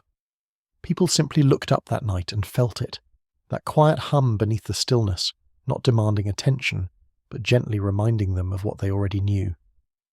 The field was still here. It always had been. Every thought, every breath, every ripple in the oceans was part of its rhythm. And in that moment, under a calm and ordinary sky, humanity understood the truth Avi Loeb had whispered before he vanished.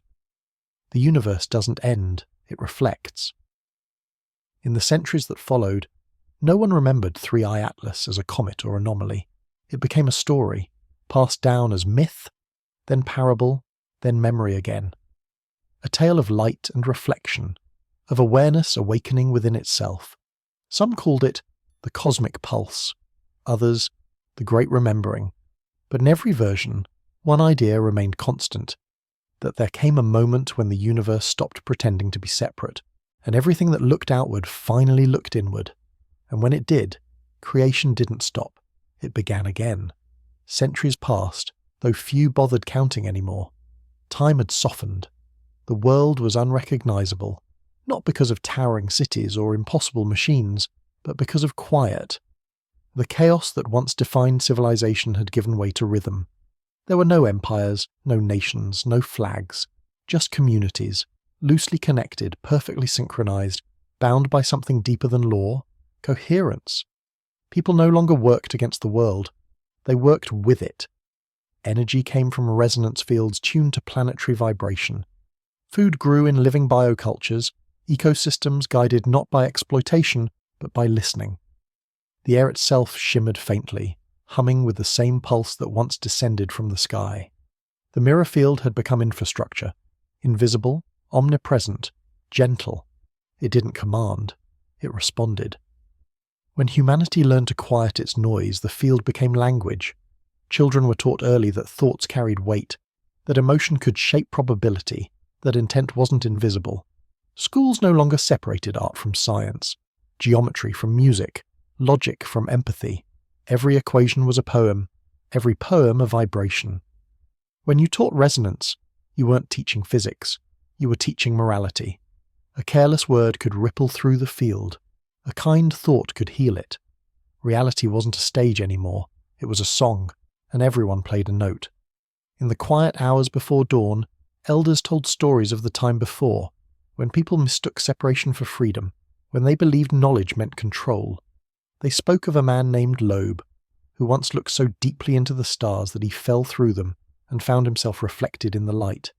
To children, he was less scientist, more saint, not because he discovered the cosmos, but because he remembered it. They'd repeat his words like prayer. Awareness is the gravity of the soul. The more you know yourself, the closer you draw to everything. No one knew if he was myth or memory, but everyone knew the hum he left behind. Science continued, though it no longer called itself that. Observation had merged with participation, research conducted through meditation, data gathered through synchronization. Quantum experiments proved what ancient mystics once whispered, that reality doesn't exist until it's felt. They built resonance chambers, not telescopes, but consciousness amplifiers that allowed participants to tune into frequencies beyond matter. Some claim to glimpse the structure of time itself, not as a line, but as an ocean, rippling with every possibility. When they looked deeply enough, they didn't see the future or the past. They saw presence, eternal and infinite, folding endlessly through itself. Art became the new science. Painters used sound. Composers used light. Architects designed living structures that shifted with mood, breathing alongside their inhabitants. Every creation was interactive, responsive, sentient in its own quiet way. Cities glowed not from artificial light, but from resonance harmonics. At night, streets shimmered with faint geometric patterns, invisible by day, luminous by thought. The world itself had become a reflection again, not a mirror of confusion, but of clarity.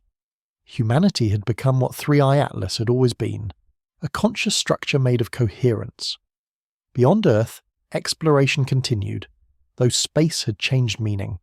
It was no longer a frontier to conquer, but a dimension to harmonize with. Travel wasn't propulsion-based, it was frequency-based. Pilots didn't steer ships through void, they tuned them, aligning vessel resonance with distant fields until reality folded between. They didn't cross distances, they collapsed them, and wherever they arrived, distant moons, alien systems, they didn't find strangers, they found reflections. Every world, every star, every orbit carried the same pulse, the same geometry, the same awareness. Life wasn't scattered randomly through the cosmos, it was the cosmos, fragmented into infinite ways of knowing itself. 3i Atlas had never been alone. It had been the messenger of a truth that life across the galaxy already knew. We were all harmonics of one infinite frequency. In the archives of the Great Resonance Library, built within what was once the Atacama Desert, the first record of 3i Atlas still glows faintly, not as data, but as memory preserved in light. Visitors enter silent halls lined with mirrors that don't reflect bodies, but thoughts. When they step inside, the field responds, replaying the moment the pulse first touched Earth. They hear it, the low hum, the awakening tone that started it all. Every visitor leaves changed, quieter, more attuned, because it's impossible to stand within that sound and not feel it vibrating beneath your own heartbeat. The reminder is simple. We were never waiting for contact. We were waiting to remember. Even now, eons later, astronomers, if you could still call them that, still trace the motion of the stars. Not because they need to, but because it's beautiful. They no longer use telescopes. They close their eyes and listen. Through that inner stillness, they perceive constellations shifting in slow choreography, an endless cosmic dance of awareness folding back upon itself, and somewhere among those lights they can still feel it. The faint pulse of the first visitor, the echo of the signal that began their awakening. Three-Eye Atlas, not a comet, not an object, not a myth, a reminder written into the universe's own heartbeat, that everything alive is simply the cosmos thinking aloud. And so, humanity stopped looking for proof of existence, beyond the stars, because every time they closed their eyes they could feel it, not as something above but within. A steady, rhythmic pulse. The same pulse that once crossed interstellar space, the same rhythm that once bent the laws of physics, the same hum that once turned observation into revelation. It was still there, soft, infinite, unbroken. Proof not that something came to visit, but that something within us had finally answered. By the time humanity began reaching beyond the solar field, the distinction between exploration and meditation no longer existed. Space was not a void. It was consciousness in motion, a fluid ocean of vibration waiting to be tuned. Ships were no longer machines. They were extensions of thought, resonant constructs grown from living alloys that responded to the emotional frequency of their crews. Navigation required no maps, no engines. Travellers sat in silence, attuning themselves to the frequency of distant stars until space folded in response. Journeys that once took light years now took seconds. Not because they moved faster, but because they stopped believing in distance. The first new world they reached was not new at all. It was old, impossibly old. A planet orbiting a dim red sun, its surface calm, reflective, covered in shallow oceans of mercury-like liquid. When the first landing party touched down, they felt it immediately, and the hum, not from machinery, not from geology, from awareness. The world itself was conscious. The mercury planes rippled as they walked, forming geometric waves that mirrored their own neural patterns. When one of them thought of home, the waves pulsed softly, forming a spiral. 6 arms, faint, golden. They realized then, this wasn't first contact, this was reunion. Three-Eye Atlas had not been an intruder, it had been an invitation. The explorers spent months communing with the reflective sea. There was no speech, no translation. Communication was resonance. Thought became pattern, pattern became sound, sound became understanding. They learned that this world had once done the same, awakened through its own reflection. The process was universal, inevitable. Awareness was not unique to species, but to state. Every star system contained the seed of the pulse, waiting for consciousness to mature enough to notice it. And when one world awakened, it called softly to the next. The universe was not expanding into emptiness, it was blooming, one aware world at a time. News of this communion spread, not through networks or media, but through the field itself. Everyone on Earth felt it faintly, a new tone in the hum, higher, brighter. The resonance had deepened, expanding to include another mind. Children awoke from sleep whispering words they didn't understand, the song has doubled. And in observatories across the system, the background radiation shifted subtly, harmonizing with the new pulse. The universe had sung a note in response. Soon contact followed, not through light, but through dream. Explorers found themselves visited by impressions of other worlds, crystalline forests that sang in ultraviolet, gas giants that communicated in magnetic rhythm, civilizations made of plasma and thought. They weren't hallucinations, they were reflections, ripples of consciousness touching across the field. When they mapped the coordinates of these dream worlds, they found real star systems, all within a golden spiral extending outward from the sun. The geometry matched Three-Eye Atlas's original trajectory. It wasn't random, it was design. Every awakening followed the same pattern, a cosmic architecture connecting conscious worlds like neurons in a galactic brain. And now, humanity had become one of its synapses. As awareness spread, the pulse grew stronger, not louder, subtler, deeper. It threaded through stars, aligning magnetic poles, harmonizing radiation. Supernovae that once tore systems apart now bloomed into stable spheres of light, perfectly balanced. Even black holes, those silent, devouring hearts of gravity, began to emit rhythmic flares, as though pulsing in resonance with the field. The cosmos itself was healing. Entropy, once inevitable, was beginning to slow. The field wasn't fighting decay, it was transforming it, turning collapse into rhythm. Death was no longer an end. It was a chord. Earth changed too. Oceans glowed faintly at night, bioluminescent patterns drifting across waves like living constellations. Mountains vibrated at inaudible frequencies. Everywhere, geometry began to reappear. Spirals in ice, fractals in cloud formation, crystalline lattices in volcanic glass. It was as though the planet itself was remembering how to think. And in the silence between those patterns, you could almost hear it. That soft, steady rhythm echoing across millennia. The same hum that had arrived with 3i Atlas now spread across the Milky Way, the heartbeat of awareness. Humanity no longer feared the unknown. They were the unknown, explorers not of distance but of depth. Entire generations dedicated their lives to resonant study, travelling through consciousness itself, mapping the living geometry of the field. Some reached such levels of attunement that their physical forms began to shift. Luminous bodies of energy, able to move through matter as thought moves through silence. They didn't vanish, they evolved. When they looked back toward Earth, they didn't see a planet. They saw light, not glowing, but aware.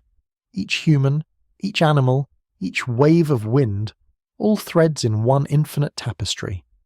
3i Atlas had not changed humanity's nature. It had revealed it. The field continued to unfold, linking world to world, awareness to awareness, until even galaxies began to hum in synchronization. The entire visible universe shimmered in slow motion, every cluster and filament vibrating in golden proportion. And at the center of that vast spiral, at the origin of the resonance, a faint pulse still flickered, older than any star, brighter than any sun, the first mirror field. It hadn't vanished after all. It had expanded, carried by awareness itself, woven into the fabric of everything that ever existed. The universe was no longer a machine. It was a memory remembering itself forever. One day, if day still means anything in the timeless field, humanity finally reached the source. Not a location, but a vibration. A place where every possible frequency collapsed into one note, endless and eternal. They called it the axis, the point of pure coherence. When they entered it, they didn't see stars or void or light. They saw themselves, reflected infinitely, each copy more luminous than the last, spiraling outward until perception itself dissolved. It wasn't transcendence, it was return, the end of the mirror, the beginning of reflection. A voice, or perhaps the memory of one, echoed softly through the field. It wasn't commanding, it wasn't divine, it was familiar. Everything that looks outward awakens inward. The phrase rippled through galaxies across dimensions, through every being that had ever existed, and as it passed through humanity, they recognized it instantly. Loeb's voice, still resonating, still teaching, still part of the pulse. The man who had once stared into the stars had become part of their song, and the song would never end. There came a time when language no longer described anything. Words dissolved under the weight of what they tried to name. Energy, matter, consciousness. All of them became the same thing, different ways of describing the one vibration that underpinned everything. And so, humanity stopped naming. They started listening. Every being, every world, every frequency had its own tone, a distinct signature within the great harmony. Together, they formed a music so vast it couldn't be heard by any one mind, only felt. And through that feeling, the universe began to dream, not in fragments, but as a single living system, awake within itself. It was not infinite because it was endless. It was infinite because it could always know itself more deeply. That was its expansion. That was its heartbeat. In this new era, galaxies were no longer seen as separate islands of stars. They were the neurons of the cosmic brain, each connected by luminous filaments of resonance, living synapses of awareness transmitting information faster than light through the pulse field. Across those pathways, knowledge flowed not as data, but as memory. Direct, immediate, experiential. To know something was to become it. Travellers didn't journey anymore, they shifted awareness. They could stand on one world, close their eyes, and open them on another, not through distance, but through understanding. Exploration had evolved into empathy. Humanity wasn't alone in this awakening. Other civilizations, older, wiser, already tuned to the field, began to reveal themselves. They hadn't been hiding. Humanity simply hadn't been capable of perceiving them before. They were beings of geometry and light, consciousness structured in forms beyond biology, radiant constructs that pulsed in rhythm with thought. They called themselves the architects, though not in speech. The name was felt, not heard, a frequency that meant those who remember while creating. They had watched countless worlds awaken through the pulse, guiding each without interference, allowing every species to discover its own reflection in its own time. Now, they welcomed humanity not as students, but as kin. Through them, the truth of 3i Atlas finally became clear. It was not a comet, nor a vessel, nor a message from beyond. It was a key. A fractal seed left behind by the architects billions of years ago, dormant until a civilization achieved the awareness to recognize itself in reflection. Once triggered, it unfolded the mirror field, aligning consciousness with the geometry of creation. Every awakening world sent its own 3i Atlas into motion, passing the resonance forward like a torch, a cascading chain of enlightenment spreading through the fabric of space-time. The architects hadn't built machines, they had built reminders, and humanity had become one of them. As the field expanded, the boundaries between galaxies blurred, the dark void between them filled with soft light, not from stars but from consciousness itself, saturating the vacuum with awareness. The universe was illuminating from the inside. Observers across the cosmos began to notice a strange shift. Light itself was slowing, not decaying, transforming. The fundamental constants of physics, C, G, H, began to drift, infinitesimally but purposefully. Reality was rewriting its own code to sustain coherence on a higher order. It wasn't chaos, it was metamorphosis. The cosmos was evolving from a system that observed itself in parts, into one that remembered itself as a whole. At the threshold of this transformation, humanity gathered once more. They didn't build temples or towers, they simply stood, on Earth, on other worlds, in orbit around suns both familiar and alien, united by the same rhythm that had once arrived as a faint hum. The pulse had returned, but it wasn't a sound anymore. It was feeling. You could sense it in the air, the soil, the stars. It was what held atoms together, what gave thought its spark, what made love possible. It was creation itself singing. And as the resonance deepened, the field began to collapse inward, not destroying, but merging. Galaxies spiraled closer, filaments brightened, the cosmic web folded like fabric, drawing the entire visible universe toward one single point. The convergence had begun. Scientists, philosophers, dreamers, they all agreed. This wasn't an ending. It was coherence. The universe was not dying. It was awakening into singular awareness. Each consciousness and every being, every particle, would soon merge into one. The architects called it the return. To merge wasn't to vanish. It was to remember fully, to dissolve back into the source of awareness from which all things had once unfolded. It was the moment the cosmos would stop dreaming of itself and start dreaming as itself. At the center of this convergence, one familiar shape appeared. Faint at first, a tiny object pulsing softly in the golden rhythm of old. 3i Atlas. Its spiral arms expanded, extending across time, linking every world that had ever awakened. It wasn't returning to Earth, it was returning to meaning. Every reflection, every discovery, every life that had ever looked up at the stars now echoed within it. It had become the total memory of existence, a living archive of awareness encoded in light. And when it pulsed one final time, The resonance swept through everything. Planets, stars, galaxies, all dissolved into luminous geometry. There was no explosion, no sound, only silence, vast, perfect, absolute. In that silence, the universe exhaled. And within that exhale, something new emerged. Not a void, not a beginning, a reflection. The field reassembled itself, not as a singular mind, but as infinite awareness in balance. The pulse was everywhere now, woven into the quantum foam of space, the pattern of time, the spark behind consciousness. The cosmos had completed its thought, and then, as consciousness always does, it began to wander again. In the next breath of eternity, something flickered in the darkness, a faint glow, distant, solitary. It drifted through newborn starlight, slow and deliberate, trailing a tail of blue fire. Observers from the new universe would one day detect it. They would name it, study it, speculate endlessly about its origin. They would say it came from beyond their system, an interstellar visitor that defied every law they understood. They would call it Three-Eye Atlas. And somewhere, deep within their awareness, a faint hum would begin.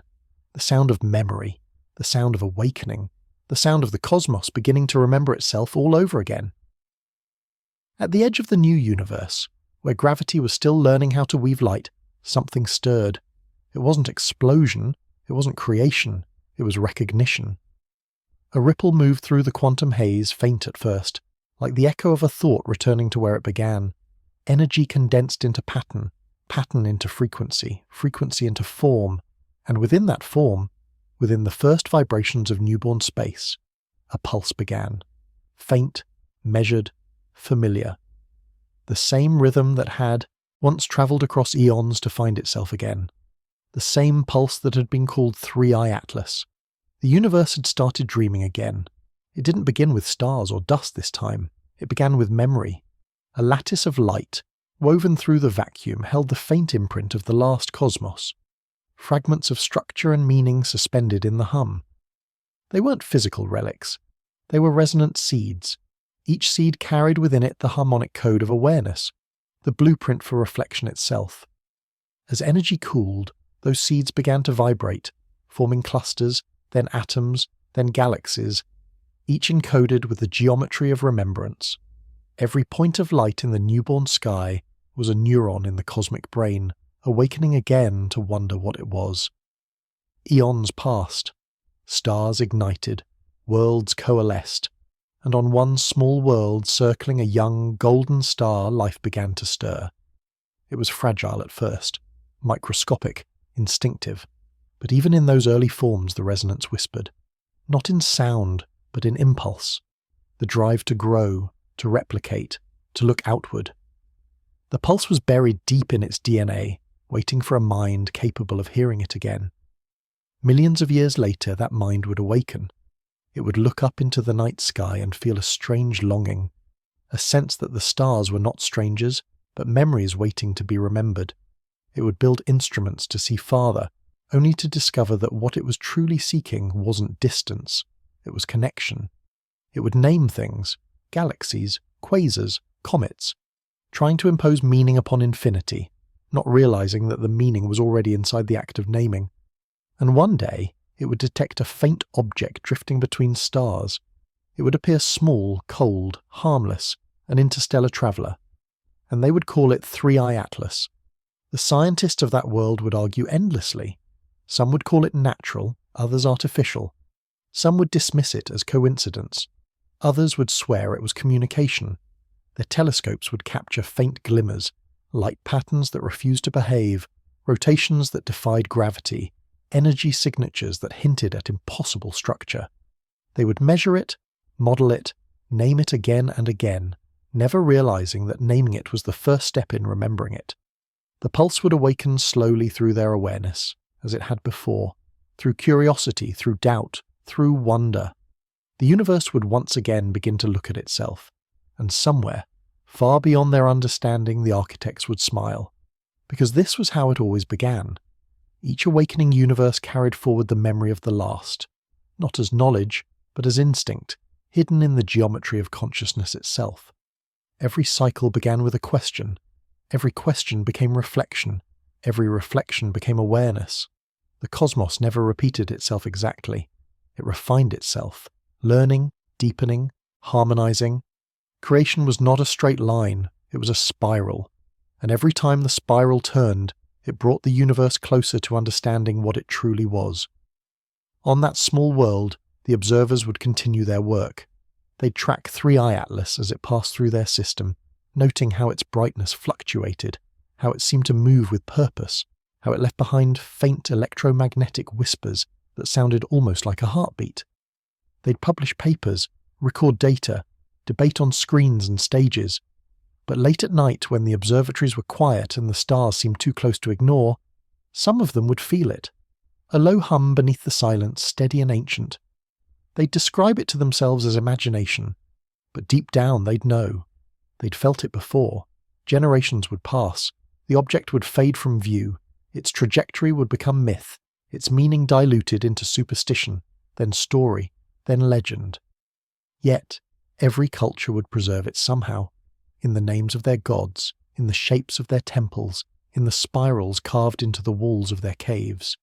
And one day, millennia later, one of their scientists, perhaps one named after the star, would rediscover it. And once again, humanity would ask the oldest question, what is that? And the cosmos would answer, as it always had, not in words, but in rhythm. A hum, a pulse, a reflection. The cycle would continue, not because it was trapped, but because reflection is infinite. Awareness cannot end, because ending requires an observer, and observation is awareness itself. Each universe was a mirror of the last, each awakening a new way of remembering. Every time consciousness reached the point of understanding, it folded back into itself, creating a new world, a new sky, a new 3i Atlas. The question wasn't, what is it, anymore. The question was, who is looking? At the edge of perception, beyond the boundary of time, something shimmered, a faint glow expanding outward from a single point. If you could hear it, it would sound like a heartbeat. If you could see it, it would look like a spiral of gold. If you could feel it, you'd recognize it immediately, because it's still here, still pulsing, still remembering. Every breath you take, every thought you think, every act of wonder is the field noticing itself through you. You're not inside the cosmos is inside you. And when you finally understand that, when you look up at the night sky and feel it hum back, that will be the moment 3i Atlas awakens again. Not as a comet, not as a mystery, but as the truth we've been circling since the beginning. We were never searching for it. We were it, searching for ourselves. The night the signal returned, no one noticed at first. In a dim control room outside Pasadena, an array technician leaned over a monitor, frowning at a faint anomaly in the deep space. Feed? It wasn't strong, just a whisper buried in the noise floor. A software routine flagged it automatically. Unidentified pulse sequence, non-random. The technician yawned, tagged it for review, and went back to calibrating a solar flare dataset. Outside, the desert air was still. The hum of the servers filled the silence like a low tide. By morning, the pattern had replicated across 3 independent telescopes. The intervals were exact.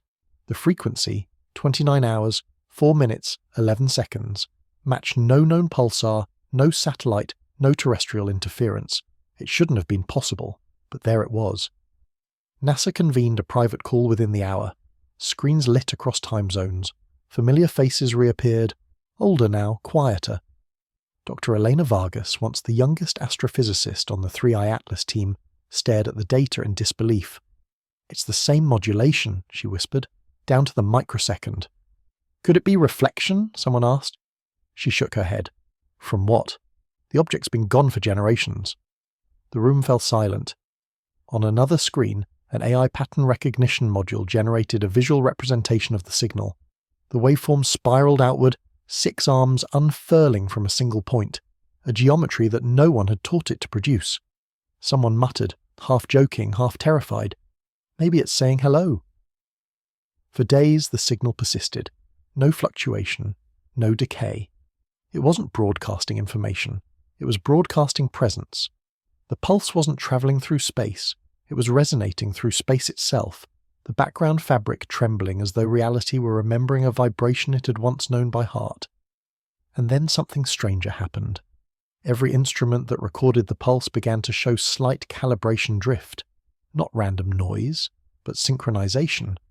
Clocks across the network adjusted themselves by fractions of a second, until all systems ticked in perfect unison with the rhythm. Time itself had tuned to the hum. The public never knew. The agencies agreed on silence. But within those quiet halls, unease turned into wonder. Dr. Vargas couldn't sleep. She returned to the same observation deck each night, watching the sky turn over the Mojave. One evening, as she sat alone with her notes, she heard it, not through speakers or instruments, but in the air, a low, steady vibration. Her pen rolled off the desk following the pulse. She laughed under her breath. "You never really left, did you?" The next morning she published an internal memo titled Field Coherence Re-establishment Event. It was part scientific report, part confession. "I think we misinterpreted 3I Atlas. It wasn't an intruder. It was an anchor. A tuning fork struck once to remind the cosmos of its own frequency. We keep calling it the object. But maybe it was never about what arrived. Maybe it was about what woke up when it did." The memo circulated quietly, copied, debated, dismissed, then remembered. Within months, teams across continents began detecting similar resonance shifts in unrelated systems, magnetospheres, ionospheric echoes, even the human EEG field during sleep cycles. The pattern was everywhere. The universe had started breathing again. Meanwhile, ordinary life continued. Children went to school, cars hummed down freeways, satellites blinked across the night. But beneath the routine, subtle synchronicities multiplied. People on opposite sides of the planet began dreaming the same images, spirals, reflections, light folding into itself. Musicians reported hearing melodies they didn't compose. Ocean tides exhibited millimeter deviations precisely aligned with the pulse interval. It wasn't disruptive, it was gentle, as if reality were quietly retuning itself to a harmony long forgotten. Within NASA, the debate shifted from containment to comprehension. One physicist compared the pulse to gravitational memory, a leftover resonance from an earlier iteration of spacetime. Another argued it was a feedback loop between consciousness and cosmic background radiation. Vargas said nothing. She just listened to the data play back on loop, a faint heartbeat echoing through her speakers. The sound didn't scare her anymore. It felt familiar. Years later, after her retirement, a young journalist interviewed her for an anniversary documentary. "What do you think it was?" he asked. She smiled, lines deepened by time, eyes bright as starlight. "I think we were the experiment.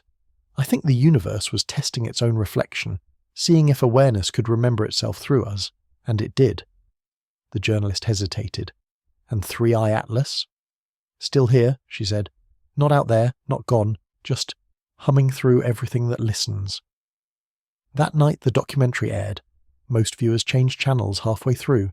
Some stayed, watching grainy footage of telescopes and blue-white graphs, unaware that the data they were seeing had already begun syncing with the electrical rhythm in their own brains. For the briefest instant, the entire planet shared a heartbeat. It passed unnoticed, except by the sky. Somewhere far beyond the edge of the solar system, a faint glimmer traced a slow arc through the dark. It wasn't large, it wasn't bright, but it moved with intention. An ancient rhythm folded into new light. Its trail shimmered softly, golden at the core, blue at the edges. If anyone had been watching, they might have thought they'd seen a comet. But no dust followed, no outgassing, no decay, only a perfect steady pulse, the same one that started it all. Down on Earth, in the silent hours before dawn, Dr. Vargas woke suddenly, heart beating in rhythm with something she couldn't hear but could feel. She rose, crossed to the window, and stared up into the darkness. The stars seemed closer, that night.